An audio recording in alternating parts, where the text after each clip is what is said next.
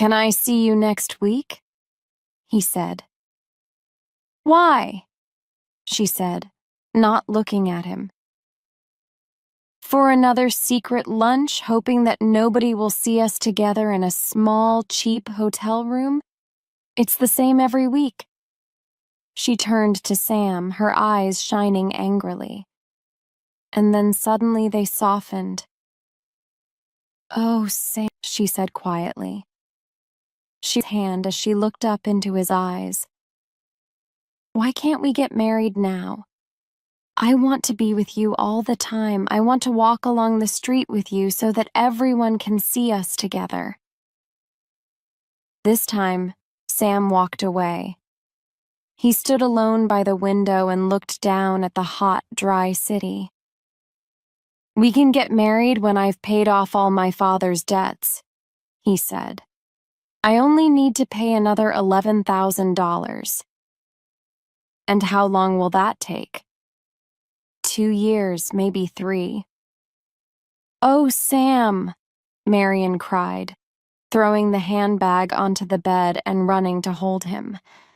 "I can't wait 3 years. I don't care about the money." She kissed his face, but she was almost crying. "I want to be with you. I'll leave my job. I'll come and work in your shop. Marian, please, you must understand.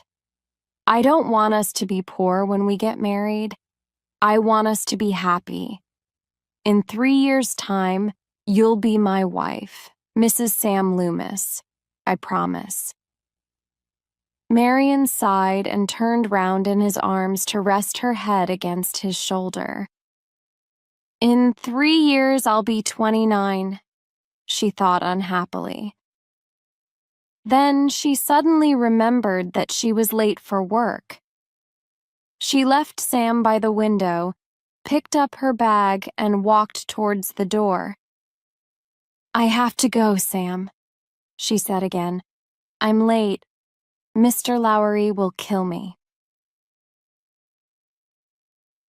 Chapter 2. Marian's Plan. "I'm sorry I'm late," Marian called as she hurried into the office. "Don't worry," the other secretary said. "Mr. Lowry's having lunch with a customer." Marian gave the other woman a tired smile and sat at her desk. "Did anyone phone while I was out?" she asked. "Just your sister. She says that she's going away for the weekend." Just then, Mr. Lowry walked in. He was talking to a loud-voiced man in a cowboy hat. Marian immediately looked down and tried to look busy. She knew Tommy Cassidy, and she didn't like him. He was an unpleasant, greedy old man who was always talking about money. Cassidy sat down on Marian's desk and showed her a photograph of his daughter. "She's 18 years old," he said, "and she's never been unhappy." Marian looked at the photograph and then at Cassidy. She didn't like the way that he was looking at her with his clear, cold eyes and his wet, smiling lips. "She's getting married next month," he said, "and I'm buying her a house." He took a thick packet of money out of his pocket and waved it in front of Marian's face. $40,000. He smiled proudly. "This will make her happy, won't it?" Marian looked at the money and smiled politely. "Are you happy, Marian?" Cassidy asked, still holding the money in front of her. Marian wanted to stand up and shout at him, "How can I be happy? I can't get married for 3 years while Sam works to pay off his father's debts. But you're rich. You can make $11,000 in 3 weeks. It isn't right." But she didn't say any of this, of course. She sat at her desk and smiled sweetly. "I think so, Mr. Cassidy," she said. "I hope you are," Cassidy said, putting the money on the desk. "Remember, Marian, money can't buy happiness. but it can stop unhappiness. He walked away into Mr. Lowry's office, but Mr. Lowry didn't follow him. He was looking at the money on Marion's desk and seemed worried. "I don't want that money here over the weekend," he said to her quietly. "Take it to the bank after work." "Perhaps I can take it now?" Marion asked. "I've got a terrible headache." "Good idea," Mr. Lowry agreed. "Take the money straight to the bank, then go home and have an early night."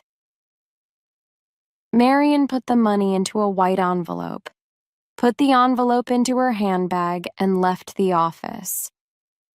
But she didn't take the money to the bank. A plan was taking shape inside her head. $40,000 is a lot of money, she thought. With this money, Sam will be able to pay his debts. Then we'll be able to get married. Pleased with this idea, Marion went straight home. She put some clothes into a suitcase and drove out of Phoenix. As she was waiting at some traffic lights for people to cross the road, Marion looked at the bag next to her with the money in it. Of course, she was thinking, I can't tell Sam that I stole the money from my boss. I'll have to think of a good story to tell him. Suddenly, one of the people crossing the road stopped in front of her car. It was Mr. Lowry. Without thinking, Marion smiled at him and waved. He looked at her seriously, then walked away. Oh no, Marion thought. Now he knows I haven't gone home with a headache. If he thinks I'm running away with the money, he'll phone the police. I must hurry. If I can get to Fairvale before Monday, they'll never find me. I'll be safe with Sam. It was a long journey. After driving all night across the desert, Marion began to feel tired. She had to stop. She drove off the highway and parked at the side of a quiet road. I'll just rest for half an hour, she told herself. But she was more tired than she thought. She lay down in the front of the car and slept until the morning. Chapter 3. Bates Motel. Marion woke up suddenly. A policeman with a thin mouth and large dark glasses was looking at her through the car window.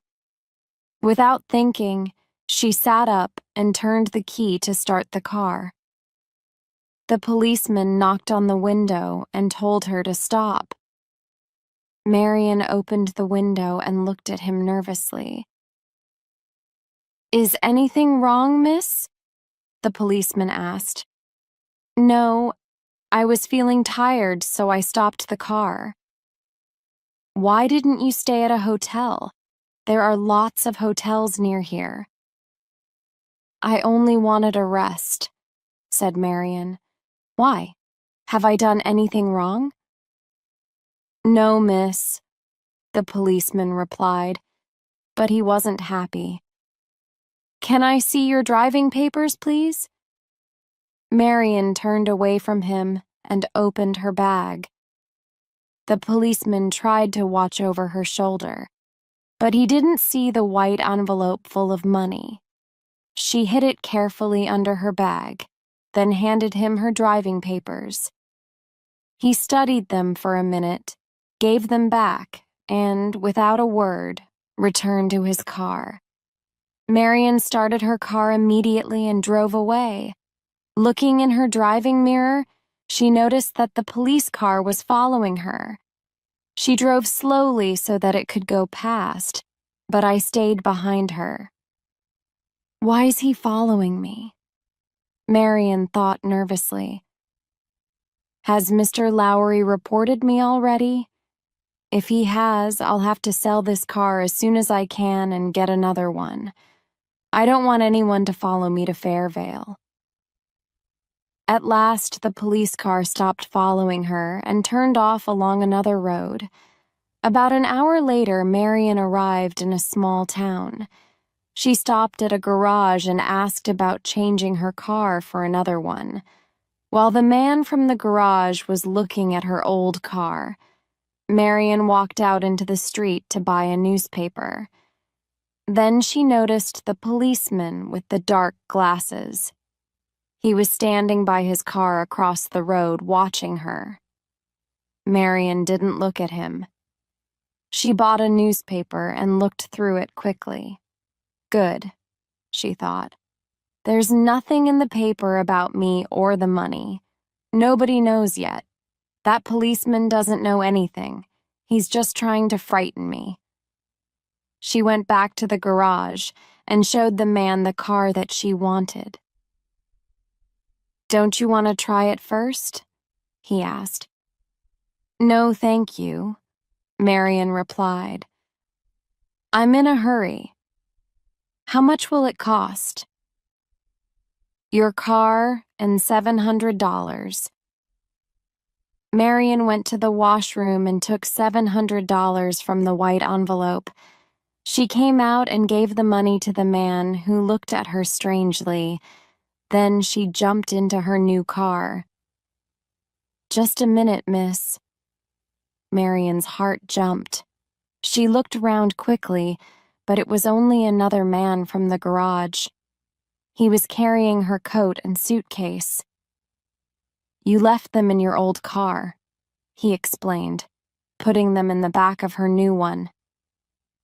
As Marion drove away, the policeman crossed the road and stood next to the man from the garage. "Did she seem strange to you?" the policeman asked. "Very strange," the man agreed. Marion drove across the desert all day, then up into the hills.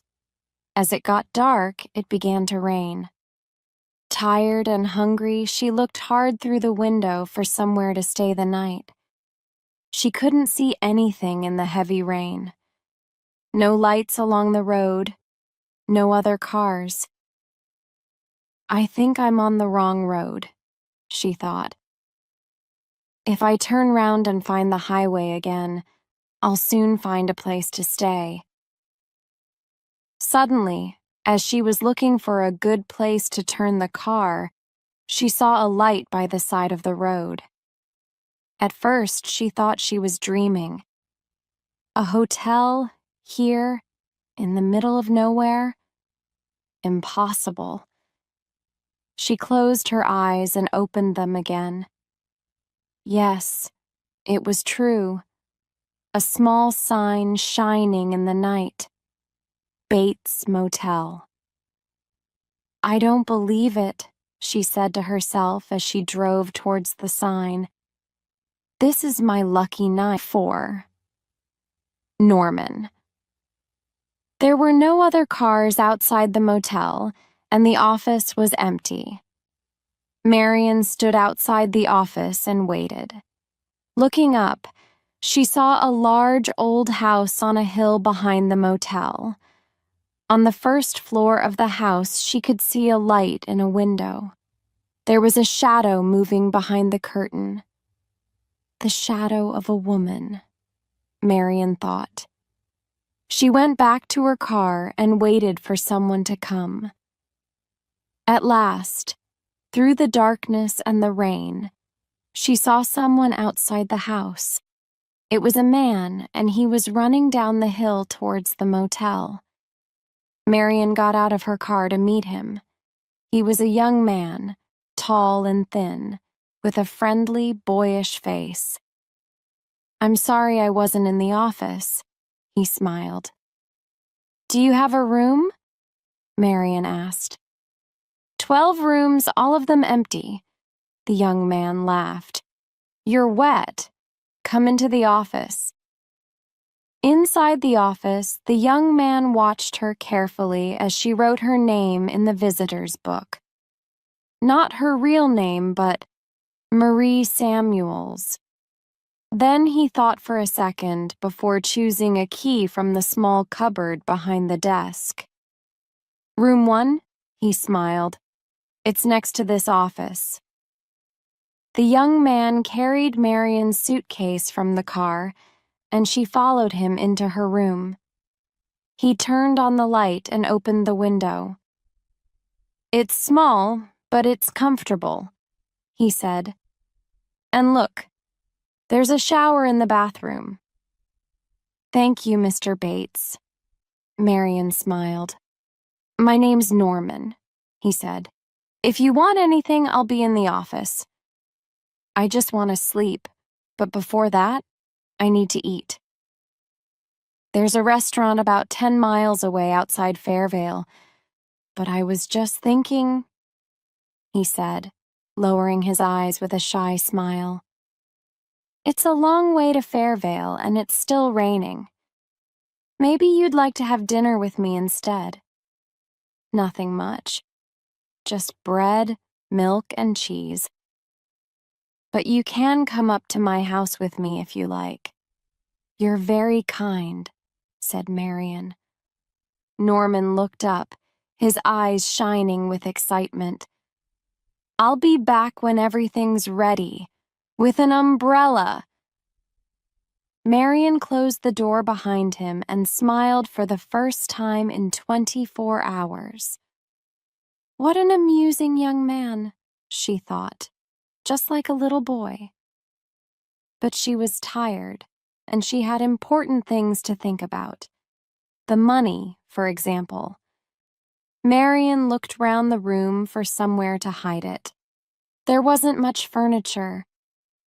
She decided to put the envelope inside her newspaper and leave it next to the bed. While she was doing this, she heard a loud voice. It came from the big house on the hill. She went to the window and listened. It was the angry voice of an old woman. "No, you can't bring strange young girls up to this house." "Mother, please," Norman replied. "First, you bring them up to the house. Then what? Music after dinner? Holding hands and kissing? Mother, she's just a stranger. She's hungry and it's raining. She's not having food with my son in this house. Do you understand, boy? Are you going to tell her, or shall I come down and tell her?" "Shut up!" Norman cried. "Shut up!" Then everything was silent. Chapter 5. Mad Things. Marion heard the front door of the big house as it closed. Moments later, she left her room and met Norman, who was standing nervously outside her door. "I made trouble for you, I'm sorry," Marion said. "No, it's my mother, that's all. She isn't well today. I'm sorry. I can't take you to the house. I've taken the food into my office. Would you like to come in there?" Marion followed Norman into a small room behind his office. It was a strange room, full of old clocks and stuffed birds. Norman watched her quietly as she began to eat, then said, "You eat like a bird. Do you know a lot about birds?" "I don't know much about them. I just like stuffing them." "That's a strange thing to do," said Marion. "I enjoy it." "Is your time so empty?" "No, I'm very busy. I do everything in the office. I clean the rooms. I look after my mother. Have you got any friends?" Norman looked surprised at this question.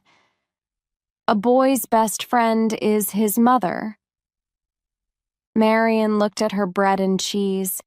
She couldn't think of anything to say.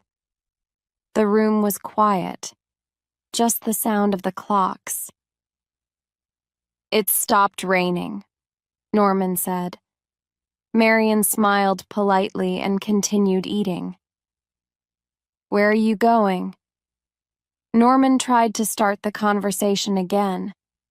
"Somewhere nice," said Marion. "What are you pinning away from?" This time, Marian was surprised. "Why do you ask that?" "Oh, people are always trying to run away from something," Norman replied. "But people can never really run away, can they? Sometimes when my mother talks to me like that, I want to run away. But I know I can't. She's ill." "She didn't seem ill to me," said Marian. "I mean, ill in the head," said Norman. "My father died when I was 5. She was alone with me. Then a few years ago, my mother met this man. She loved him. I think she loved him more than she loved me." Norman's eyes darkened as he looked past Marian at the wall. "When he died?" Norman said slowly. "And the way that he died? That's why my mother became ill." Marian felt sorry for Norman then. He was like a lost child, spending all his life in a small motel with his mad mother. "Why don't you leave here?" she asked him. "If you love someone, you don't leave them." "Then why not put her somewhere like a hospital, you mean?"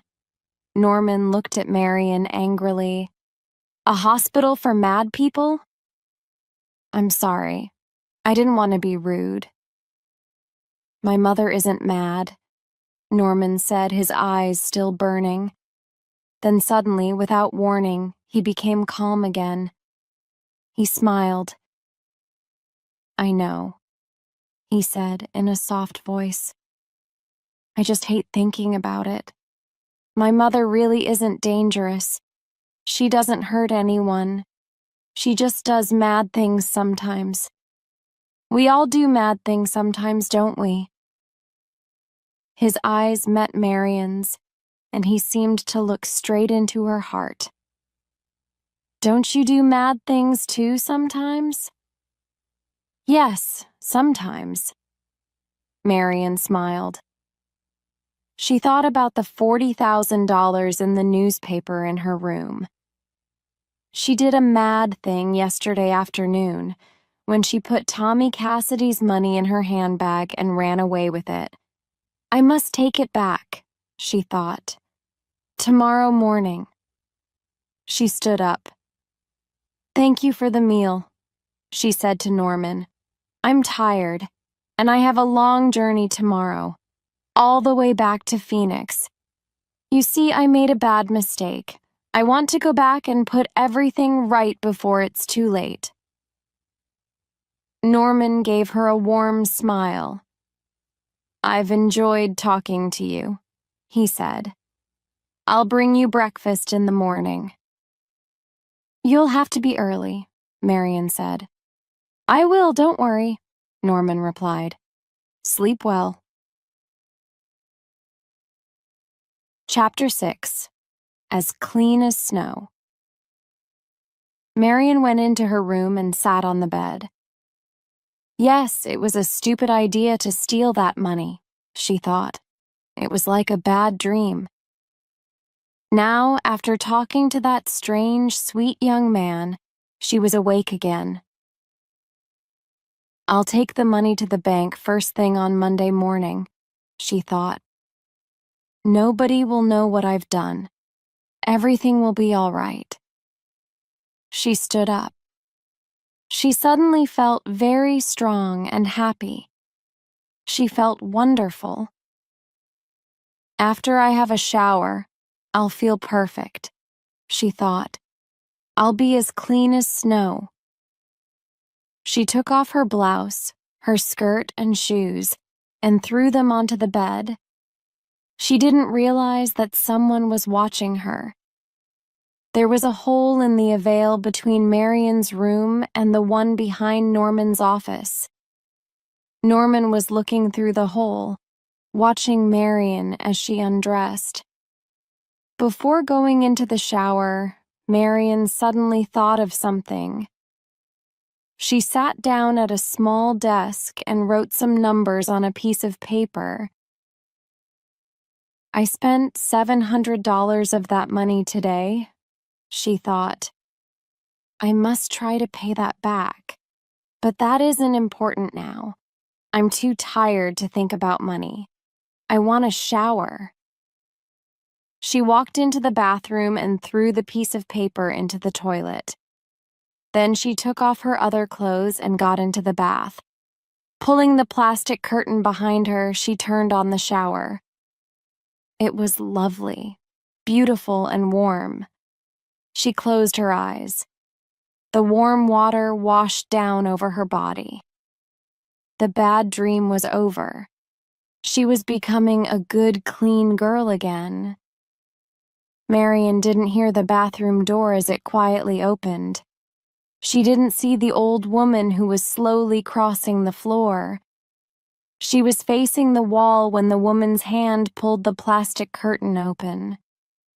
She turned quickly and could see through the water in her eyes a face. A terrible white face with long gray hair and mad, shining eyes. And above the woman's head, in her hand, there was a large silver knife. Marian screamed. The woman laughed and brought the knife straight down into her neck. Marian went on screaming as the knife cut into her arms, her throat, her stomach. She tried to fight, but the old woman was too strong.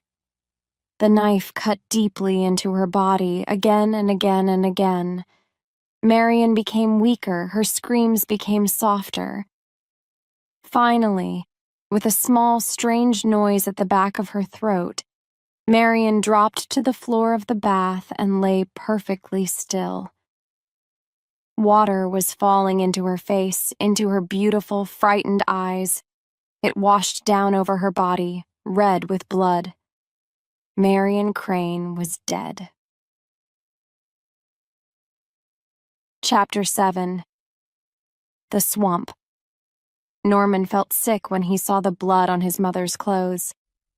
"Mother! Oh God, Mother!" he cried. "Blood! Blood!" He ran down the stairs from his mother's bedroom, out of the house and down the hill to the motel. He couldn't believe it. His mother a killer? It wasn't true. But when he finally ran into the girl's room, he saw that it was true. The girl was lying in the bath with her eyes still open, dead. And his mother was the killer. He stood outside the bathroom, feeling sick and afraid. He tried to think, but he didn't know what to do. He thought about calling the police, but then stopped. He mustn't call them. Not now. Because his mother wasn't really a killer. She was sick. You were not a real killer if you were sick in the head. No, he must stop people from knowing. He had time. The girl was alone. Nobody knew she was there. The best thing to do was to throw away the body. But how? Then Norman had an idea. He turned off the bedroom light and the shower in the bathroom. Then he took the plastic curtain from the shower and opened it out on the bedroom floor. Next, he took Marian's body out of the bath and pulled her slowly onto the plastic curtain. After washing the blood from the floor and walls in the bathroom, he picked the body up inside the plastic curtain and carried it out to her car. He went back to the bedroom and put everything that belonged to the girl inside the suitcase. He put that into the car with the body. He looked around the room one last time. He saw the newspaper next to the bed, picked it up, and, not knowing about the money inside it, he threw that into the car too. Then he got into the car and drove away towards a swamp not far from the motel. When he arrived, he got out of the car and pushed it into the swamp. He watched nervously as it slowly went down. It took a long time, but finally it disappeared. Norman smiled. Mother's safe now, he thought. nobody will ever learn what happened to the girl. Chapter 8. Lila. 1 week later, Sam Loomis was sitting in the office at the back of his shop, writing a letter to Marion. "Since I saw you last Friday afternoon," he wrote, "I've thought a lot about the things that you said. You're right. The money doesn't matter. I want to marry you now." While he was writing, Bob Summerfield, the young man who worked in the shop, called to him, "Sam, a young woman wants to see you." Sam walked into the shop and saw a pretty young woman with fair hair and a small suitcase. "I'm Lila, Marion's sister," she said without smiling. "Is she here?" "Of course not," Sam replied. "Is something wrong?" "I haven't seen her since last Friday," Lila said, her voice beginning to shake.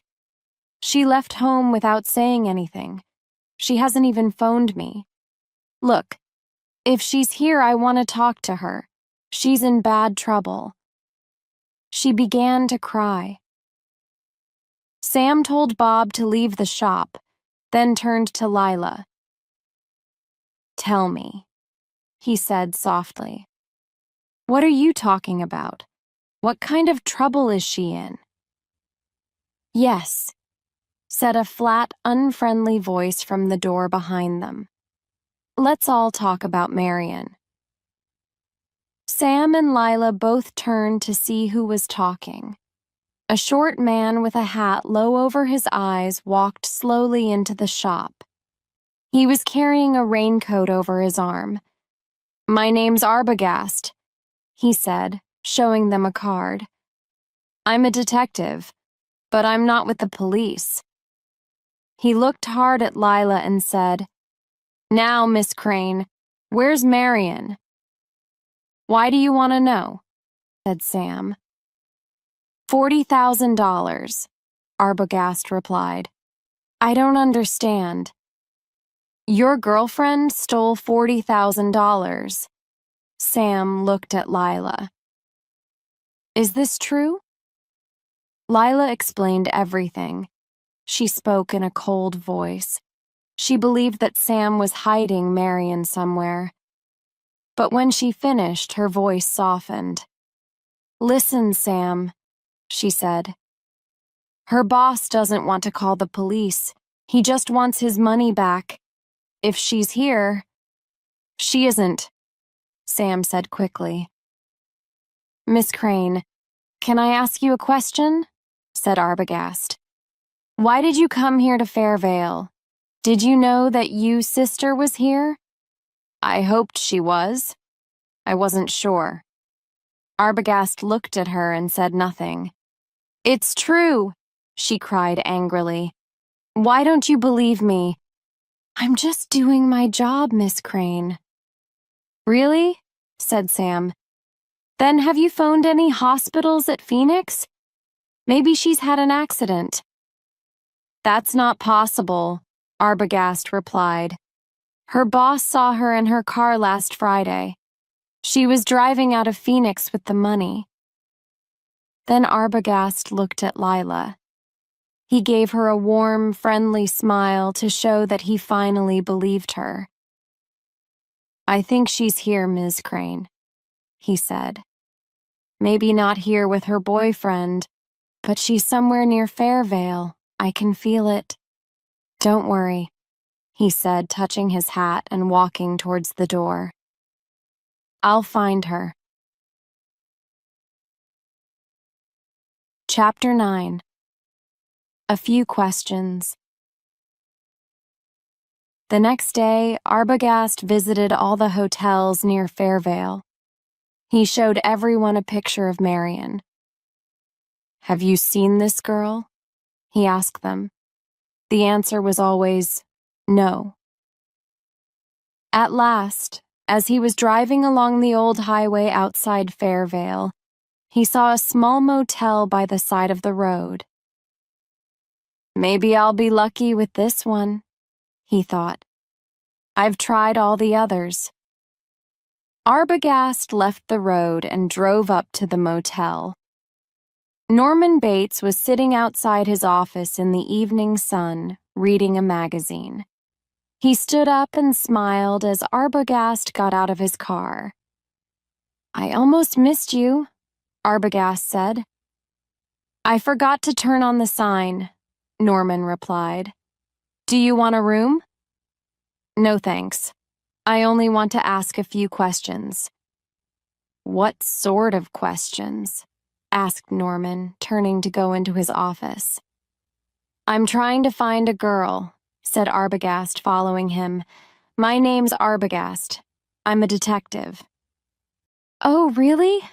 Norman tried to smile calmly. A girl? Her name's Marion Crane, Arbogast explained. She's from Phoenix. She disappeared last Friday and her family are very worried. He showed Norman the photograph. Have you seen her? Norman shook his head without looking. Maybe she stopped here about a week ago? No. I haven't had any visitors for more than 2 weeks. Business has been bad since they moved the highway. Can I see your book? Norman gave him the book from under the desk without speaking. He watched as Arbogast took out an envelope and studied the names in the book. Ah. Arbogast's finger stopped at the name of Marie Samuels from Los Angeles. You see? She was here last Saturday night. Look. The writing is the same as on this envelope. So? Norman said in a weak voice. The writing on this envelope belongs to Miss Crane. Norman opened his mouth to speak, but his mouth was dry and he couldn't think of the right words. Finally, he said, It's difficult sometimes. Arbogast looked at Norman. What's difficult? Remembering things. I know, Arbogast said softly, trying not to frighten him. You know, I wasn't lying, mister. I just forgot about last week. I understand. Arbogast's friendliness seemed to make Norman calmer. He smiled and asked to see the photograph again. This time he studied it carefully. Oh, yes, he said. I remember now. It was raining. This girl arrived late at night. She was tired and went straight to bed. She left early the next morning. Did she meet anybody here? No, she was alone. Did she phone anybody? No. How do you know? Norman shut his eyes. It was happening again. His face was burning and he couldn't think of an answer. Finally, he said, She was tired. She said she wanted to go straight to bed because she had a long journey the next morning. And now, Mr. Arbogast, I'm very busy. I have to go. One more question, please, Arbogast said as Norman began to walk away. Is she still here? No, she isn't. I told you before. If you don't believe me, I'll show you all the rooms. No, that's all right. Arbogast smiled. He followed Norman outside. It was dark now. He looked up at the house on the hill and noticed a light in a window. Is anyone at home? He asked as Norman was walking away. Norman turned round and smiled. No. But there's someone sitting by that window. Arbogast pointed at the house. Oh, that's my mother. She's ill. Arbogast looked hard at Norman for a moment, then said, Did that girl offer you a lot of money? What do you mean? To hide her here, maybe? Look, mister, if you think I kidnapped her or something. I'm not saying that, but perhaps she offered you money and asked you not to tell anyone? Maybe she told you some stupid story, Mr. Arbogast. I'm not stupid, Norman said. No, of course you're not. But sometimes it's just too easy to believe a pretty girl. Even if I'm stupid, my mother isn't. Norman was getting excited again. My mother didn't believe anything she said. So your mother met her? Arbogast looked surprised. Can I meet your mother too? I'd like to talk to her. No, you can't, I told you. She's sick. Arbogast wanted to talk to the mother, but there was something strong and icy about Norman now. He decided not to push him. I'll come back later, he thought. After I've phoned the girl's sister and told her what I know. Chapter 10. Shadow Behind the Curtain.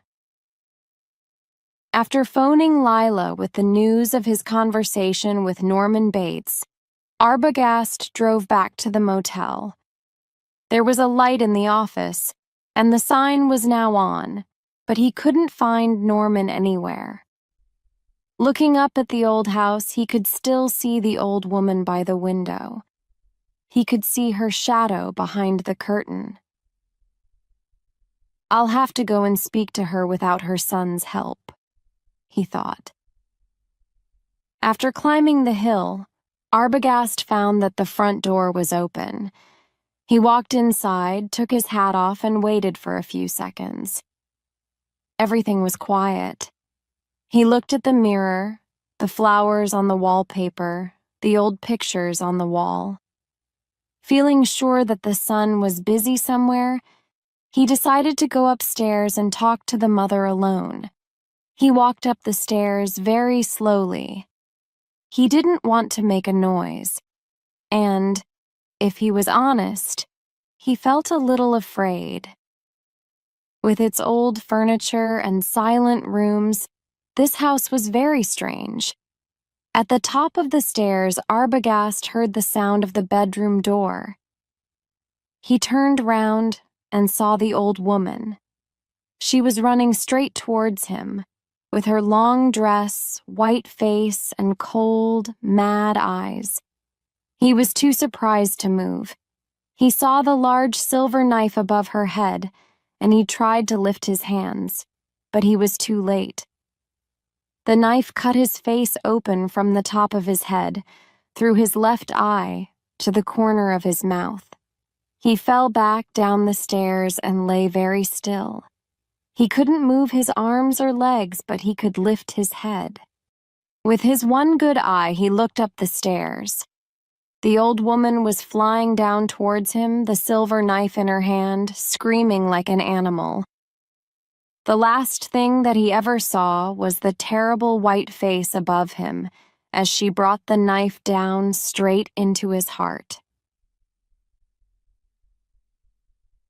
Chapter 11. A Visit to the Sheriff. Sam and Lila sat in the room behind the shop, waiting for Arbogast to return.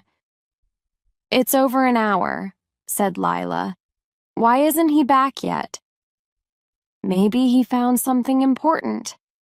Lila pushed back her chair and stood up. He's more than an hour late. He hasn't even called. I'm going to the old highway. I know he's found something. Are you coming with me? Sam stood up with a sigh. I'll go. You stay here, he said. Somebody must be here if Arbogast comes back. The motel was dark and empty when Sam arrived. He called Arbogast's name several times, but nobody answered. He looked up at the big house behind the motel and saw somebody at the window. I guess that's the mother, he thought. The old woman that Arbogast wanted to speak to. He climbed the hill and tried the door. Again, no answer. Sam drove back to Fairvale. "There's nobody at the motel," he told Lila. "No Arbogast, no Bates, just a sick old woman who couldn't answer the door." "I'm worried," Lila said. "Something's wrong." "I agree," said Sam. "We have to tell the police. Let's visit Judd Chambers. He's the sheriff of this town. He'll be able to help us." The sheriff and his wife had to get out of bed to answer the door. It was late, but they asked Sam and Lila to come in. They listened while Sam told them about Marion and Arbogast. "Arbogast phoned us to say that he wanted to go back to the motel. He wanted to speak to Mrs. Bates," said Sam. "But that was 3 hours ago." "I didn't know that Norman had a wife," said Mrs. Chambers, surprised. "No," Sam explained. "It's an old woman, his mother." The sheriff thought for a minute, then asked Lila, "When did your sister disappear?" "She left Phoenix a week ago." "How did you know that she came here?" "She came to see me," Sam explained. "And she didn't say anything to you?" The sheriff was still looking at Lila. "No, she just ran away." "From what?" Nobody spoke for a moment. Then Lila said quietly, "She stole some money." "A lot?" $40,000. "Why didn't you tell the police before?" "We wanted Marion to give back the money without telling the police." "Did this detective talk about the money when he phoned you 3 hours ago?" "The money doesn't matter, does it?" Lila cried unhappily. "I just want to find my sister." The sheriff sighed and tried to look friendly. "What can I do?" "I'm sure there's something wrong," said Lila. "At the motel, I mean." Mrs. Chambers looked at Lila and she felt sorry for her. "Why don't you telephone Norman at the motel?" she said to her husband. "It's late." "Oh, please call," said Lila. The sheriff sighed again and picked up the telephone. "Hello?" he said a few seconds later. "Norman, it's Sheriff Chambers speaking. Listen, I have some people here. They're worried. Did you have any visitors tonight?" "No, not a customer. A detective." Judd Chambers listened quietly for a minute, then put down the phone.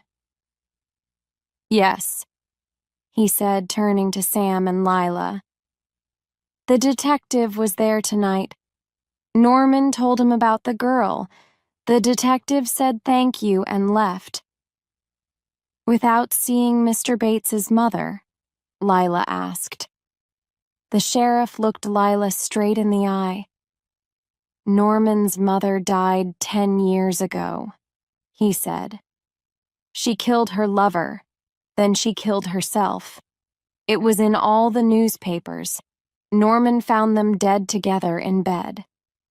"But that isn't true. I saw her," Sam cried. "Yes," Lila agreed. "Arbogast saw her too." Judd Chambers replied, looking at his wife. "Very strange. If Norman's mother is still alive, who was the woman who killed herself 10 years ago?" Norman Bates put down the phone after speaking to Sheriff Chambers.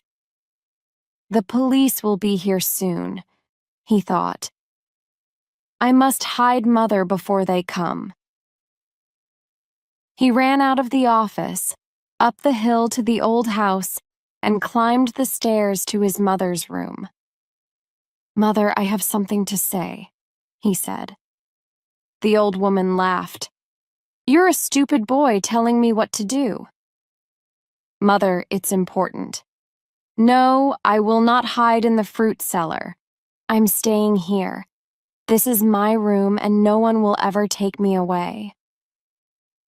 They'll come for you, Mother, Norman tried to explain. That man came after the girl. Now someone will come after him. Mother, please, just for a few days, so that they won't find you.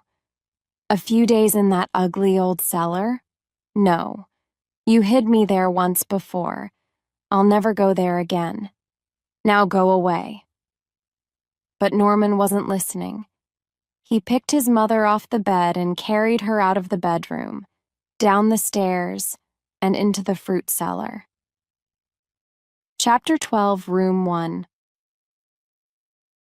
The next day, Sunday morning, Sam and Lila met Judd Chambers and his wife as they were coming out of church. Do you want to go to the motel with us? Lila asked. I went before breakfast, said the sheriff. What did Mr. Bates say about my sister? The same as he told your detective? I promise you, Miss Crane, Norman Bates is alone at the motel. I looked everywhere. You didn't even see his mother? No, I didn't. I'm sorry. If you want the police to help you, you'll have to make a report in the usual way. You can see me this afternoon if you like. I'll be happy to help you. Well, said Sam, after saying goodbye to the sheriff and his wife. Maybe I was dreaming and Arbogast was lying. Perhaps I saw a shadow on the curtain, that's all. You weren't dreaming and Arbogast wasn't lying, Lila told him. There's something wrong, and I'm going to the Bates Motel immediately. Come on.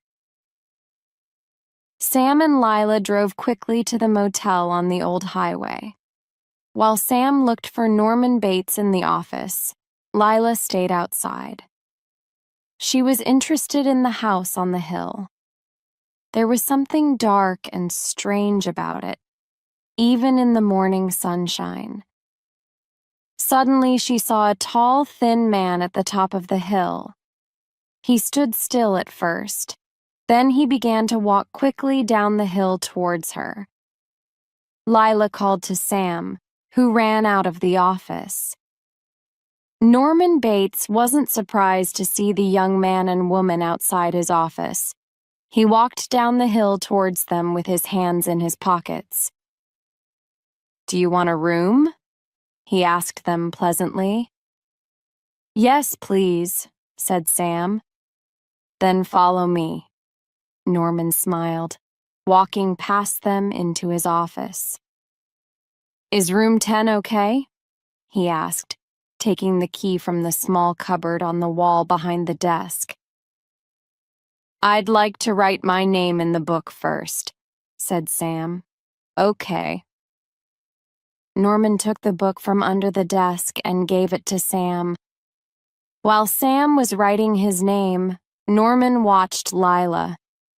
She was looking at the list of names in the book. I know who you are, Norman thought. You're looking for the man who came yesterday. Well, you can look. You won't find anything. I've hidden everything. And you'll never find my mother in the cellar. But I mustn't make any mistakes. I must be careful.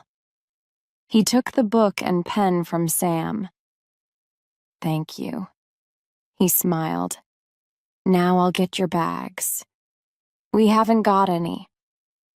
Okay, I'll show you to your room. Don't worry, said Sam, taking the key. We'll find it. When Sam and Lila were alone in their room, Lila sat on the bed and began to cry. I know something terrible has happened to Marion, she said. Seeing that old house on the hill, the way that man kept looking at us, I can feel it. I agree, said Sam. But we need to find something to show the police. Let's go and search room 1. That's the room that Arbogast said she stayed in, isn't it? Sam and Lila opened the door and looked outside. They couldn't see anyone. Hoping that nobody was watching them, they hurried nervously back, past the other rooms to room 1. They searched everywhere for some information about Marion. Something to show that Bates knew where the money was, perhaps. They found nothing in the bedroom, so they went into the bathroom. "That's interesting," Sam said. "No shower curtain." Suddenly, Lila noticed something. "Look," she said, picking a small piece of paper out of the toilet. It was wet, but she could still read something on it. "It's a number, 40,000. She looked at Sam. "This shows us that Marion was here." "We know that already," said Sam. "You don't understand. It shows us that Bates knew about the money." "Okay, I'll talk to him," Sam said, and walked towards the door. But Lila stopped him. "No," she said. "Let's talk to that old woman in the house. She told Arbogast something, and I want her to tell me the same thing. You find Bates and talk to him. I'm going to talk to his mother." Sam wasn't happy about Lila's plan, but he agreed. Opening the door, he looked out. "It's clear," he said to Lila. "No one's watching. You can go." Sam quietly shut the door as Lila ran towards the hill. He found Bates in his office. "Are you looking for me?" Bates asked. "Yes," said Sam, standing in front of Bates so that he couldn't see Lila. "I'm bored. My wife's asleep and I wanted to talk to someone." "Good," Norman smiled. "Come in and shut the door." Chapter 13. The House on the Hill. Lila climbed the hill to the old house and pushed the front door. It opened slowly. She walked inside and shut the door behind her. It was sunny outside, but inside the house it was strangely cold and dark. There was an unpleasant smell of dry wood and old furniture. "I mustn't be afraid," Lila thought. "I must find the old woman. She can tell me about Marion. Maybe I'll even find my sister here." So, thinking about her sister, Lila bravely began to move towards the stairs. "You don't talk very much, do you?" Sam said to Bates in the motel office. Bates, with his hands in his pockets and his back against the wall, laughed nervously. "I thought that people who lived alone enjoyed talking. You're alone, aren't you?" "Yes." "I hate being alone," said Sam. "When I'm alone, I go mad." Norman stopped smiling. "Why do you say that?" "I think that people who live alone go mad," Sam answered, feeling quietly pleased. The smooth young man with the boyish smile was beginning to look uncomfortable. "Don't you agree?" Norman's face went red. Lila arrived at the top of the stairs and knocked on the bedroom door. "Mrs. Bates?" she called softly. There was no reply, so she pushed the door open and walked inside. She couldn't believe her eyes. Everything was so old, from the heavy curtains by the window to the golden lamps on the darkly colored walls. She walked across the room nervously towards the large cupboard with a mirror on the door. Opening the door, she saw a line of long, flowery dresses, the kind of dresses that women wore 50 years ago. Lila closed the cupboard and looked round the room. Her eyes rested on a small table near the bed. She looked at the small glass cats, the silver soap dishes, the old photographs of children. Or were they different photographs of the same child? Everything was very old, but there was something even more unusual than this. Everything was so tidy. This was very strange. If this is the mother's bedroom, Lila thought, why doesn't she touch anything? The only thing that she seems to use is the bed. I can see from the bedclothes that she was here a short time ago, so she's here somewhere. But where? I don't think you're happy here, Sam told Bates. Why don't you sell this place and leave? This place is my world, Bates said. I grew up in that house. I was a happy child. My mother and I were very happy. Lila looked inside another room. It was a small room with an untidy bed and lots of books and children's things on the floor. Norman's room, she thought, picking up some of the books. They were about the mysteries of life and strange illnesses. Looking at the unusual books and the children's playthings on the floor, Lila thought that she was beginning to understand something about Norman. He's a little boy who loves his mother, she thought. An intelligent boy who has never grown up. You look nervous, Sam told Bates. Have I frightened you? What are you talking about? I've said something about your mother and you look afraid. How are you going to do it? Do what? Buy a new motel. You won't have to hide your mother if you go to another town. Norman's eyes became cold and narrow. He hated this man and wanted him to go. Where will you get the money? Sam continued. Or do you already have the money? $40,000, perhaps? Bates walked into the room behind the office and Sam followed him. Your mother knows about the money, doesn't she? Sam said. She knows what you did to get it, and I think she'll tell us. Bates turned round, his eyes burning, his heart racing. I know why you're here, he shouted. Where's that girl who came here with you? Sam said nothing. He turned away and began to walk out of the door. This was a mistake. Bates ran up behind him and hit him hard on the head with a metal box. Sam fell to the floor, and Bates ran out of the office as quickly as he could. I must find that girl before she finds Mother, he thought, as he ran up the hill towards the old house. Chapter 14. The Cellar. When Lila came back down to the bottom of the stairs, she looked through the window by the front door and saw Bates. He was running up the hill towards the house. She had no time to ask herself about Sam. She had to hide. As Lila ran towards the kitchen, she heard Bates at the front door. Suddenly, she noticed some stairs. They seemed to go down towards some kind of cellar.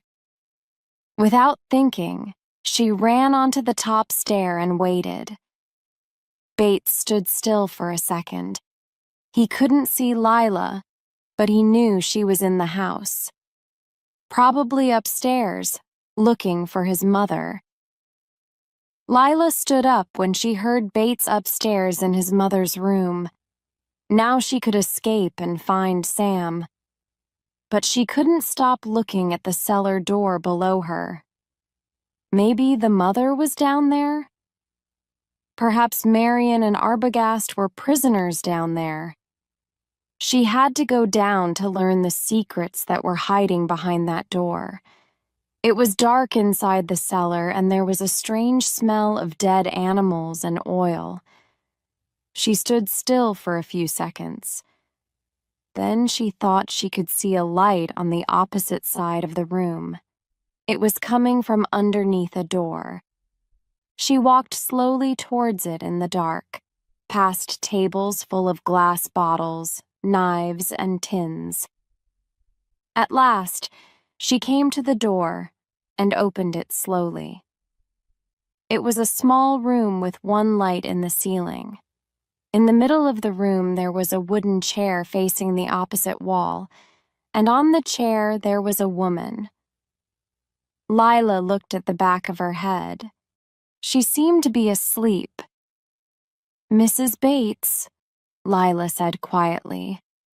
She didn't want to frighten her. "Mrs. Bates?" she said again, moving slowly towards her. The woman didn't answer. Lila touched her shoulder. Lila turned the woman's chair round and looked down at her face. The first thing that she saw was the woman's teeth. They were large and yellow. And then Lila realized that the old woman had no eyes. She was looking down at the dry, brown face of a dead woman. Lila screamed. She turned to run away but stopped. There was a tall, shadowy shape by the door. The shadow had long gray hair and wore a flowery dress. As it moved into the light, Lila could see the face. A white face with a terrible smile and mad, shining eyes. Then she saw the knife. She wanted to scream again, but her mouth was dry and she felt too weak. She moved back as the mad old woman ran towards her, laughing wildly, the silver knife in her hand ready. Then another person ran into the room and jumped on the mad woman from behind. "Sam!" He put one arm round the woman's neck, and with his other hand he held her wrist, fighting for the knife. The woman fought hard, screaming wildly. But Sam was too strong for her. Lila watched them as they fought. And then something unbelievable happened. As Sam pulled the old woman to the floor, the long gray hair slowly fell to one side of her head. Lila suddenly realized that the face wasn't the face of a woman. It was Norman Bates, and he was screaming like a woman. Lila pressed herself against the wall. She felt sick, and Norman Bates's mother, a dead woman with no eyes, watched with a wide smile on her brown face. She seemed to be laughing at her son as he lay screaming on the cold stone floor. Chapter 15. Look at that fly on my hand. Sometime later, Sam and Lila sat with Judd Chambers in his office. The room was full of people, all of whom were listening to a man who was talking to them about Norman. "I got all the story," Dr. Steiner said, "but not from Norman. I heard it from his mother." "I don't understand," said the sheriff. "I know it's difficult, but I'll try to explain," Dr. Steiner replied. "You see, there is no Norman Bates. Not now. There never was one Norman Bates. He was half Norman, half his mother. Now he's all his mother. He'll probably never be Norman again." "Did he kill my sister?" Lila wanted to know. The doctor looked at her sadly. "Yes, I'm sorry. He killed Arbogast too. If we look in that swamp near the motel, I think we'll find both of them.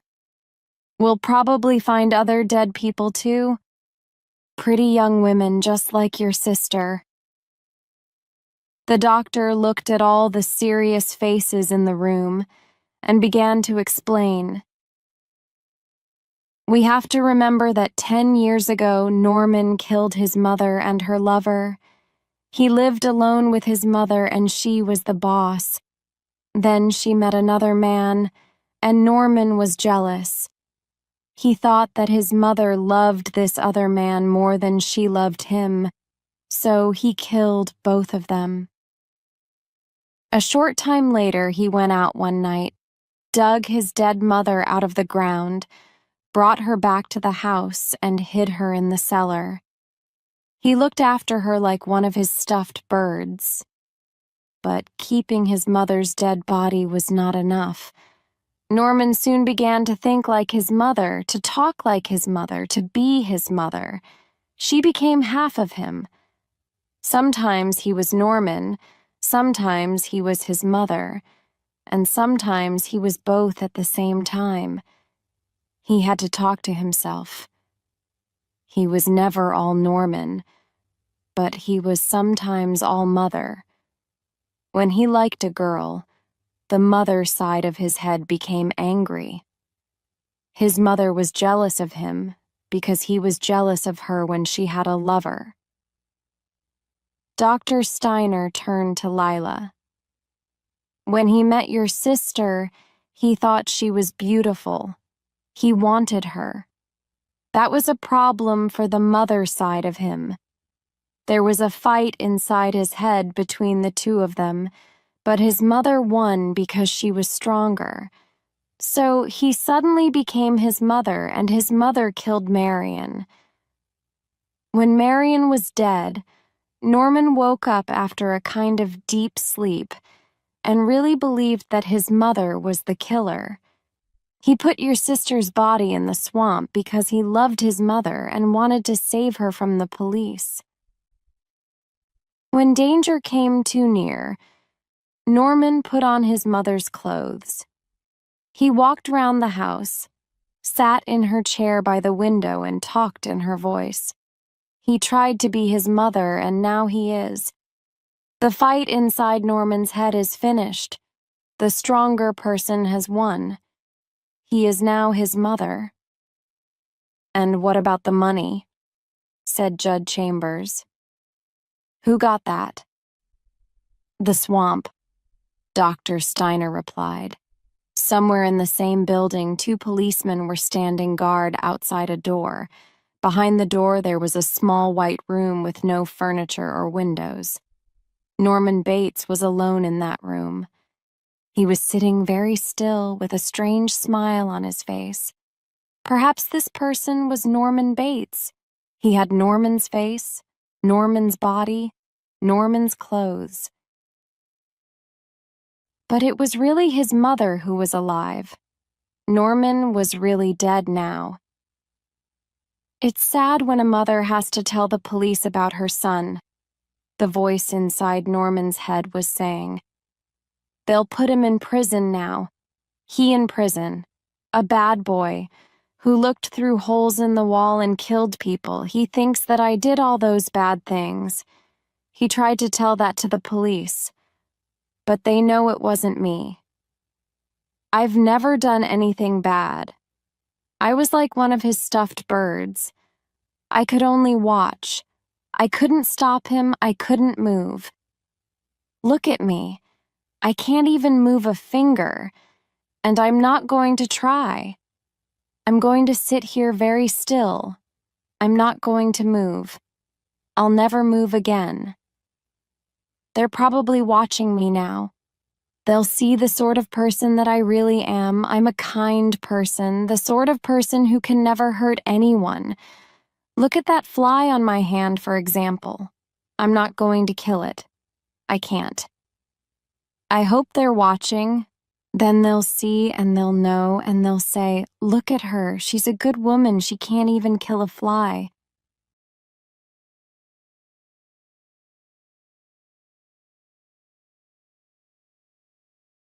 Chapter 1.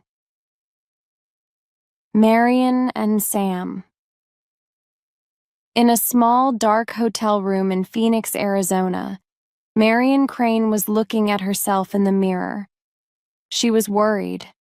Her hair was untidy, and she was late getting back to work. Don't go, Marion, said a voice from behind her. Marion looked in the mirror at the young man who was sitting on the bed. She smiled at him sadly.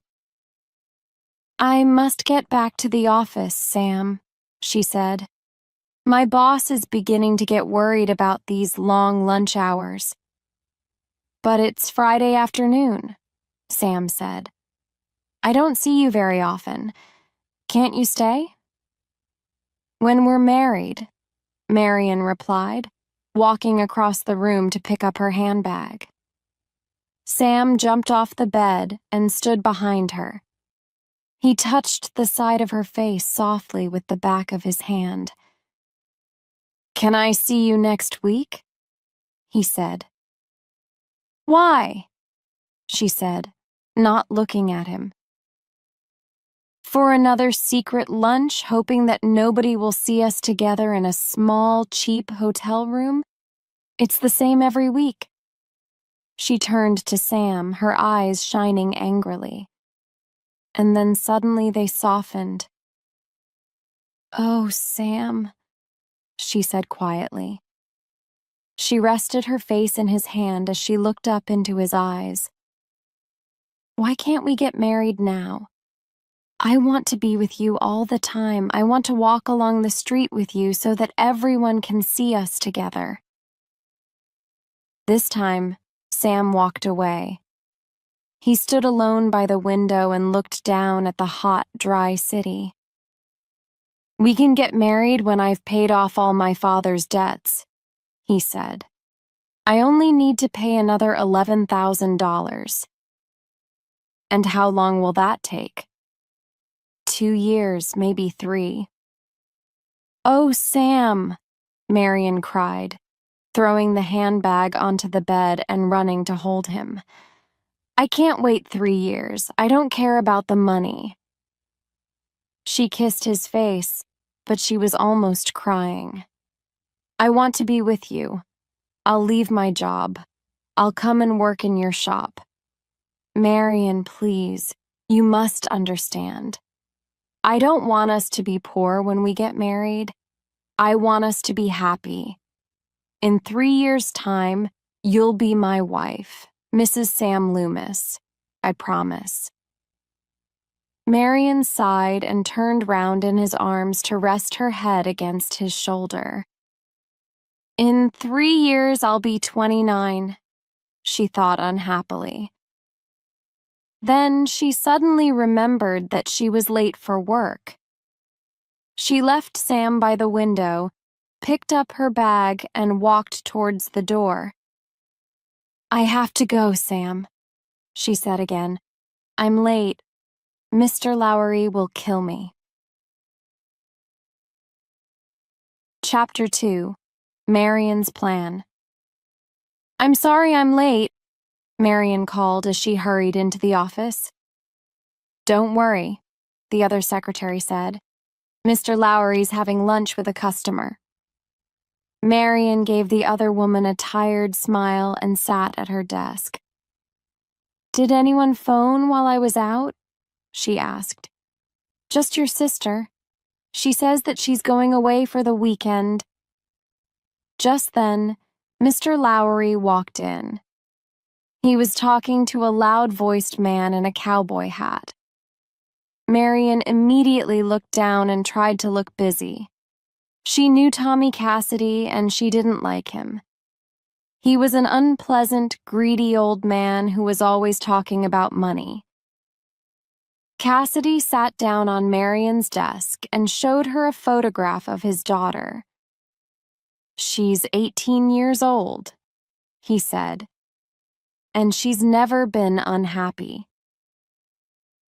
Marian looked at the photograph and then at Cassidy. She didn't like the way that he was looking at her with his clear, cold eyes and his wet, smiling lips. She's getting married next month, he said, and I'm buying her a house. He took a thick packet of money out of his pocket and waved it in front of Marian's face. $40,000, he smiled proudly. This will make her happy, won't it? Marian looked at the money and smiled politely. Are you happy, Marian? Cassidy asked, still holding the money in front of her. Marion wanted to stand up and shout at him. How can I be happy? I can't get married for 3 years while Sam works to pay off his father's debts. But you're rich. You can make $11,000 in 3 weeks. It isn't right. But she didn't say any of this, of course. She sat at her desk and smiled sweetly. I think so, Mr. Cassidy, she said. I hope you are, Cassidy said, putting the money on the desk. Remember, Marion, money can't buy happiness, but it can stop unhappiness. He walked away into Mr. Lowry's office, but Mr. Lowry didn't follow him. He was looking at the money on Marion's desk and seemed worried. I don't want that money here over the weekend, he said to her quietly. Take it to the bank after work. Perhaps I can take it now? Marion asked. I've got a terrible headache. Good idea, Mr. Lowry agreed. Take the money straight to the bank, then go home and have an early night. Marion put the money into a white envelope, put the envelope into her handbag, and left the office. But she didn't take the money to the bank. A plan was taking shape inside her head. $40,000 is a lot of money, she thought. With this money, Sam will be able to pay his debts. Then we'll be able to get married. Pleased with this idea, Marion went straight home. She put some clothes into a suitcase and drove out of Phoenix. As she was waiting at some traffic lights for people to cross the road, Marion looked at the bag next to her with the money in it. Of course, she was thinking, I can't tell Sam that I stole the money from my boss. I'll have to think of a good story to tell him. Suddenly, one of the people crossing the road stopped in front of her car. It was Mr. Lowry. Without thinking, Marion smiled at him and waved. He looked at her seriously, then walked away. Oh no, Marion thought. Now he knows I haven't gone home with a headache. If he thinks I'm running away with the money, he'll phone the police. I must hurry. If I can get to Fairvale before Monday, they'll never find me. I'll be safe with Sam. It was a long journey. After driving all night across the desert, Marion began to feel tired. She had to stop. She drove off the highway and parked at the side of a quiet road. I'll just rest for half an hour, she told herself. But she was more tired than she thought. She lay down in the front of the car and slept until the morning. Chapter 3. Bates Motel. Marion woke up suddenly. A policeman with a thin mouth and large dark glasses was looking at her through the car window. Without thinking, she sat up and turned the key to start the car. The policeman knocked on the window and told her to stop. Marion opened the window and looked at him nervously. Is anything wrong, miss? The policeman asked. No, I was feeling tired, so I stopped the car. Why didn't you stay at a hotel? There are lots of hotels near here. I only wanted a rest, said Marion. Why? Have I done anything wrong? No, miss, the policeman replied, but he wasn't happy. Can I see your driving papers, please? Marion turned away from him and opened her bag. The policeman tried to watch over her shoulder, but he didn't see the white envelope full of money. She hid it carefully under her bag, then handed him her driving papers. He studied them for a minute, gave them back, and, without a word, returned to his car. Marion started her car immediately and drove away. Looking in her driving mirror, she noticed that the police car was following her. She drove slowly so that it could go past, but I stayed behind her. Why is he following me? Marion thought nervously. Has Mr. Lowry reported me already? If he has, I'll have to sell this car as soon as I can and get another one. I don't want anyone to follow me to Fairvale. At last, the police car stopped following her and turned off along another road. About an hour later, Marion arrived in a small town. She stopped at a garage and asked about changing her car for another one. While the man from the garage was looking at her old car, Marion walked out into the street to buy a newspaper. Then she noticed the policeman with the dark glasses. He was standing by his car across the road watching her. Marion didn't look at him. She bought a newspaper and looked through it quickly. Good, she thought. There's nothing